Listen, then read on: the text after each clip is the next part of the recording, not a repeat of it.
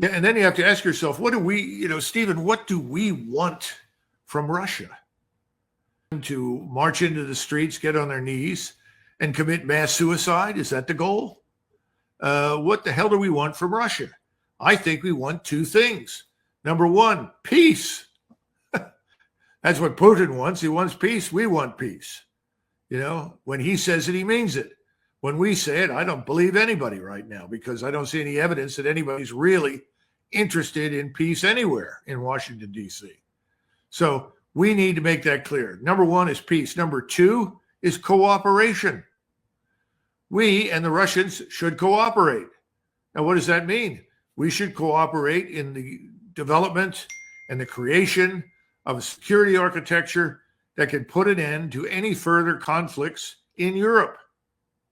I mean, one of the reasons that NATO came into existence and remained in existence for as long as it did was that we and the Europeans could agree that war was something that should not occur again in Europe. Reasonable? Sure. Okay, so let's structure this thing to avoid a future war. That means we tell them when and where we're going to do something militarily, at sea, in the air, on the ground.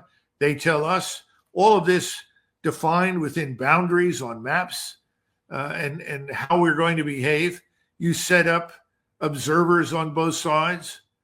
Frankly, if we were serious, I would have an office in the Pentagon where there would be Russian liaison officers who were there to talk directly to us. The same thing with the Chinese, in terms of military matters.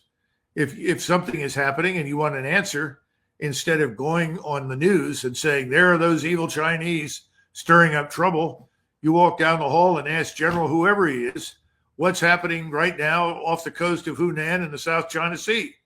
Please tell us. We don't understand. People see this as threatening. Can you help us? But that presupposes that we want peace. In other words, that we're interested in cooperation. That's cooperation. There are a lot of other areas where you can cooperate. No one is talking about peace and cooperation. All we hear is the Russians must be punished. They must not be rewarded for their success. Punished for what? Defending their country? Because by doing what they've done, they've defended Russia. After hearing that, you're probably thinking, is peace even a possibility at this point?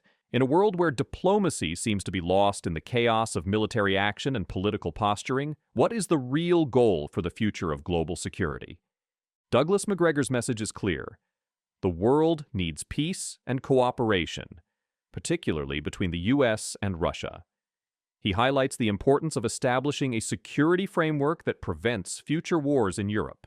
Macgregor suggests practical steps, like direct communication channels between military officials to foster better relations and avoid unnecessary conflicts.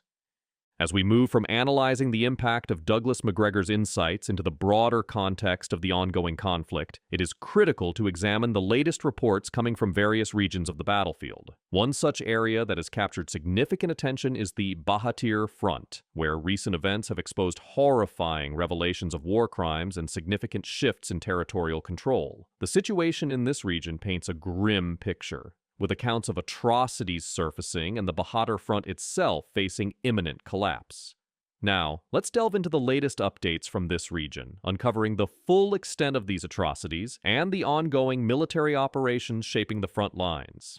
In the early hours of today, news reports emerged detailing the latest Russian missile strikes targeting the heart of Ukraine's capital. These missile barrages resulted in numerous explosions and widespread damage throughout the city. Videos and photos surfaced, capturing the devastation, an eerie testament to the relentless warfare that continues to ravage the region. The strikes reportedly involved Iskander missiles, which have long been a mainstay in the Russian arsenal. According to the Russian Ministry of Defense, the strikes specifically targeted Ukraine's military-industrial complexes, with a focus on drone production facilities.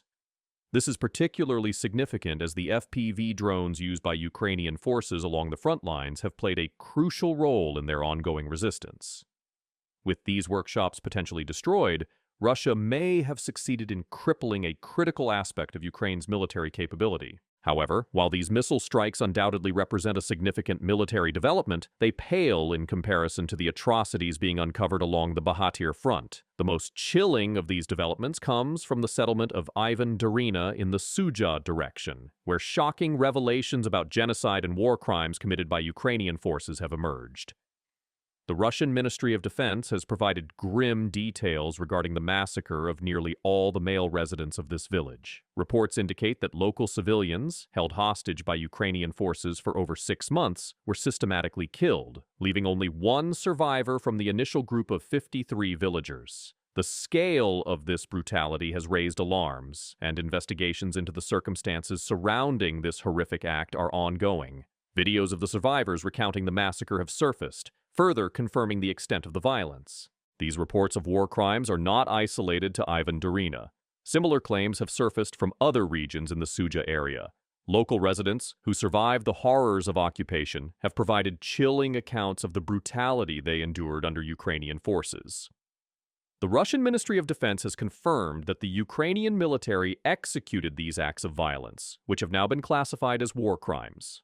As the situation continues to unfold, it is clear that the Bahatyr Front is not only witnessing the collapse of its defenses, but is also emerging as a site of some of the most gruesome acts of war committed throughout the conflict. But it's not just the atrocities in Ivan Darina that are making headlines. Further reports from the region indicate that Ukrainian forces have suffered heavy casualties, with the Russians gaining significant ground in the ongoing offensive. The settlement of Sika has seen significant movement, with Russian forces tightening their grip on the central and western portions of the settlement.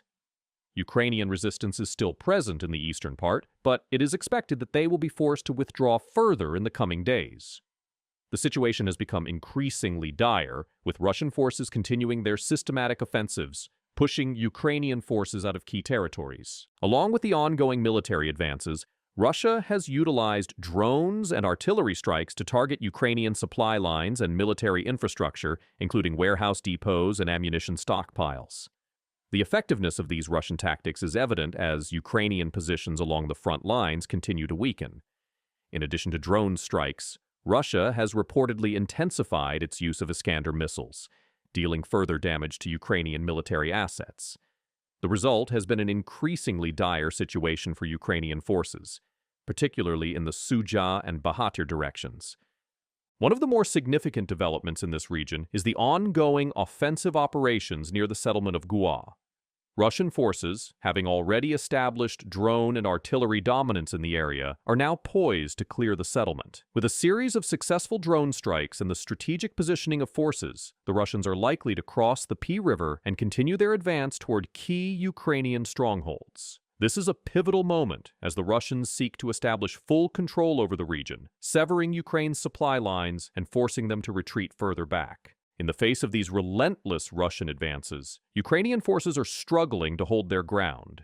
The constant bombardment and strategic use of drone warfare by Russian forces are taking a severe toll on the Ukrainian military. Meanwhile, in other parts of the Bahatyr Front, the Ukrainians are dealing with the consequences of a weakened defense. Videos and reports indicate that the Ukrainians are deploying everything they have left to try and repel Russian advances, but the situation is increasingly looking untenable. As Russian forces continue their offensive, they have been able to gain control over several key locations, such as the settlement of Kaminska. This area, once considered a stronghold of Ukrainian resistance, is now firmly under Russian control, and the push westward is only gaining momentum. With Russian forces regrouping and preparing for the next phase of their offensive, the pressure on Ukrainian positions is mounting. It is expected that, within days, the Russians will make further gains, tightening their grip on the remaining Ukrainian-held territories. The collapse of the Bahatyr Front is not just a military defeat for Ukraine, it is also a political and psychological blow. The region's fall signifies a shift in the momentum of the war, with Russian forces moving ever closer to key Ukrainian cities and strategic locations.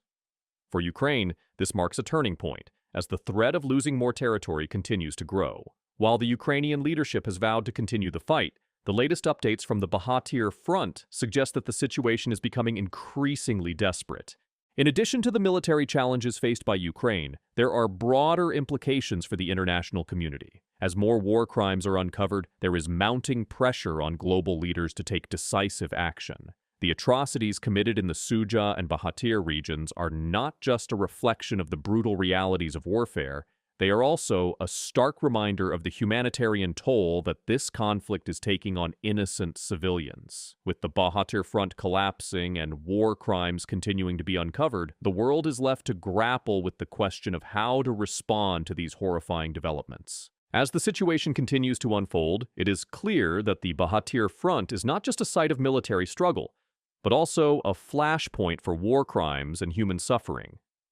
The collapse of this front marks a significant escalation in the conflict, with implications that will resonate far beyond the battlefield. The international community now faces the daunting task of holding those responsible for these atrocities accountable, while also determining how best to address the broader political and military ramifications of this ongoing war. As we continue to see intense developments on the battlefield and uncover unsettling war crimes, it's crucial to stay informed.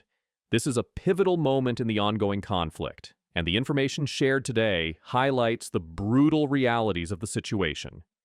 If you found this analysis valuable, don't forget to like, share, and subscribe for more in-depth coverage. We'll keep bringing you the latest updates as they unfold. Stay with us as we continue to unravel the truth behind these events. Let us know your thoughts in the comments below. What are your views on the situation in Ukraine, and what do you think is the next big move?